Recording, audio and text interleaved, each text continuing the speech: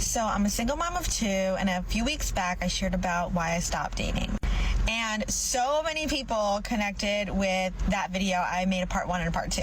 So I want to go into part 3 about also like how I got to that decision and a little bit more detail about one of the reasons why I said in part 1. I got to this decision because I just am so tired of dating and just like finding men that seem great and they obviously put their best foot forward as they always do, as we always do as humans. And I'm just so tired of like putting myself through that. And my kids don't meet every guy I dated, obviously. But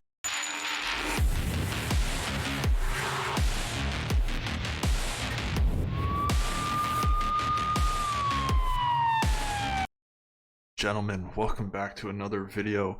And we got this lady back. I think we watched another part of her series of why she stopped dating as a single mother before, but in all honesty, some of these just tend to blend together unless I've seen them in the same outfit or something. I'm like, oh, okay, shit, we did this one before. Either way, this one's on single mothers, and let's get back to her, I guess. Okay. even the disappointment that I would feel, like that affects how I show up for my kids. So a lot of people were like, well, don't introduce them. Like, don't introduce every man to your kids, obviously. But even if you saw somebody for a couple months and they disappointed you or whatever, like, you show up differently for the people in your life when you're heartbroken. And I just don't want that to be me anymore. Like, you could try and pretend, and you could really try and just push that past that, but kids feel energy. I'm 100% believer in that.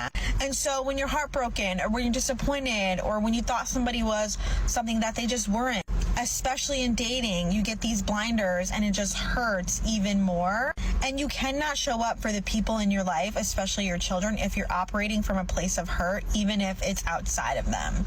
So yeah, my kids didn't meet guys I dated, obviously, but I showed up different when I was broken or hurting or disappointed in some way. So that's what I meant when I wanted to be 100% all in on my kid. No distraction, no anything, no man, nothing. Like 100% Sarah and the boys, me and my boys forever.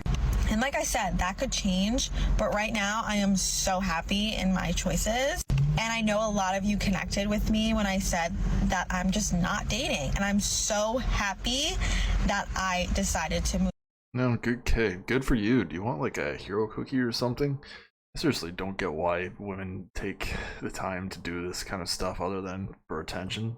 Go figure, you know. It's not like there's much money to be made off TikTok unless you're pushing products, but like, good for you, I guess. Focus on your children's lives. Stop wasting time recording these dumbass videos. Move on with that aspect of my life. I also want to focus a lot of my time on going back to school and bettering myself career-wise and money-wise. So that's another video when I could go into more depth if you guys are interested about what I'm doing to build a financial future for my kids. But for now, I really love connecting with you guys on this topic. It's such a big topic, and I feel like nobody really talks about it in terms of completely stop dating, not interested, not wanting to date. And I love all of your comments. I love connecting with you guys on here. So keep commenting, keep sharing your stories. I really love it. And to all you other single mamas out there, I get it. I'm here for you. I'm with you. We can totally do this. I love this like cute little single mom corner of the internet we're on. Okay, so absolutely. Yeah, girl, get it. I think the concerning part there was that, you know, she needs to do more to make more and support her kids. That kind of stuff absolutely bothers the hell out of me. Focus on your children. It's a good point. You're not in the dating pool, you know. It doesn't really seem like anybody wants to come and save you, given that there's been, what she was saying, most relationships of hers last 2 to 3 months. I wonder if it's you. Probably you. Move on. Nobody asked for this, but I'm going to talk about it for research purposes. I dated an Asian man before. He was Chinese. Well, half his family is from China, the other half is from Taiwan. Every week we had a date like clockwork. Every Friday, you know, we would go to the movies, and he would always, you know, choose a couple of movies and say, which one of these 2 or 3 would you like to watch? Sometimes if I was indecisive, he would say, you know, let's just watch both movies. Which one do you want to watch first? And then we'd decide. And then there was always a dinner, whether it would be sushi or mahjong. Okay, hold on. Before we continue, the reply is, I wouldn't date marry a man who isn't paying for me. Let me add, Asian men have never disappointed me. Okay. And the little photo of her is this like middle-aged blonde woman who looks like straight out of Sex and the City. Why am I not surprised? That kind of attitude gets them nowhere. Enjoy your cats. Giano's, or it was always some restaurant. Every blue moon, if we were running late. Okay, but actually, sorry, before we continue, while she was saying that, like clockwork, she always has, or there was always a date set, that is very good in a relationship. Going to the movies all the time would be really boring. You know, you gotta spice things up, go do some other stuff. But you know, that's what keeps relationships together, sadly. Continue. So what went wrong here? For like a movie or whatever, we would just go to the food court. He'd be like, oh, like let's just grab, you know, whatever, some Mediterranean food, some Chinese food, whatever that we could take into the theater with us. And then after our movie and after our dinner, gross. then we would go shopping. So whatever store I wanted to go to, whether it was like H&M, Forever 21, whatever. Store. We would go and he would sit down and he wouldn't complain and not a lick, and I'd go and I'd shop and try on all my little stuff and come out, do you like this? Do you like this? And he'd be like, okay, yeah, let's get all of it. And he would just pay for it. I never paid for anything. He would always plan the date, and then within the date that he would plan, he would have options for me to choose from. And this was literally... Okay, so why did you dump this guy? He's taking you on dates. He's paying for these clothes, which dumb move. I get going to the movies, you know, you have to keep your date or your person entertained. That makes sense. But what happened here? Every week like clockwork. I would say for every date, it was probably at least $100 every single week. Now keep in mind, the most important part of this is we were in junior high. This was when we were 13 years old. These were the dates that I was getting, and he was doing this every single week. He had some sort of inheritance or whatever that would pay him a certain allowance or whatever every week of like his family's money or whatever. But it was literally a no-brainer for him. It was like, why would you pay? Why would you touch open doors, anything? He just took care of it. Now, there was a lot of issues that we had to deal with as far as like the family. There were some family members that were like, oh my gosh, she's black. Why would you bring her here? We had to deal with a lot. That relationship obviously ended up ending. It was junior high. But yeah, that was my experience for research purposes. For research purposes, just go ahead and say that this entire race is gonna treat you like a princess, which is probably not the case, but you know, I'm sure there's some great Asian men out here that are watching my videos and dating in the comments and treat women like absolute princesses, and you know, they still have a hard time. But man, all that in high school, middle high even, crazy. I bet she now has that bar set for anybody else that comes into her life. All from middle school. Makes you think. Hey guys, so I'm back with another video. This time we're going to talk about just dating as a single mother, and what the challenges, you know, were for me. So when I was ready to start dating again, I started using like dating apps and stuff. And what I did find funny was that some of the Christian apps weren't as genuine as I thought it would have been, which is quite weird because you would think if you're looking for like a God-fearing somebody, they would be on that platform, but I didn't really get that vibe. I didn't get that vibe at all.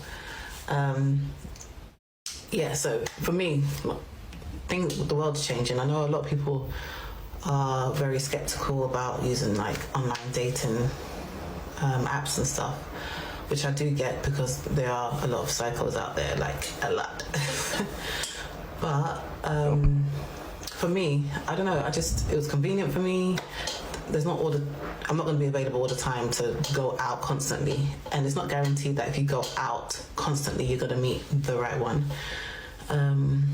So for me it was the online dating scene for me. I met my spouse on Bumble. I met him towards the end of 2020, and even at that point I was like, you know what, I'm so done.